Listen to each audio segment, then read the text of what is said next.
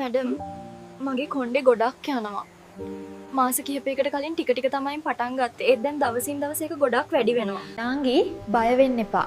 තරුණ වයසේදී මේ වගේ කොණ්ඩේ යන එකට හේතු කිහිපයක්ම තියෙන්න පුළුවන්. මම ඔයාට එකින් එක පැහැදිලි කරන්නම්කෝ. පළමු දේ තමයි පෝෂණය. අපේ රටේ ගොඩක් අයට තියෙන ප්‍රධානම ප්‍රශ්නයක් තමයි යකඩ ඊනතාවය. ඇඟේ ලේ අඩු වුණාම කෙස් ගස් වලට හරියට පෝෂණය ලැබෙන්නේ නැහැ. ඒ වගේම තමයි කෑම වල ප්‍රෝටීන් මදි වුණාමත් කොණ්ඩේ ගැලවෙන්න පුළුවන්.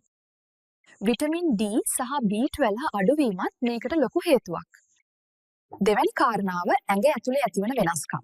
සමහර වෙලාවට හෝමෝන අසමතුලිතතාවයන් නිසා කොණ්ඩේ යන්න පුළුවන්.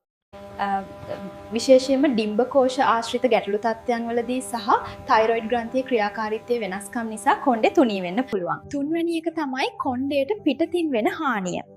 ගොඩක් රස්නේ වතුරෙන් ඔලුව සෝදන එකත් හොඳ නැහැ. ඔයා කොණ්ඩේ වේලන්න බ්ලෝ ඩ්‍රයර් එකක් නිතරම පාවිච්චි කරනවද?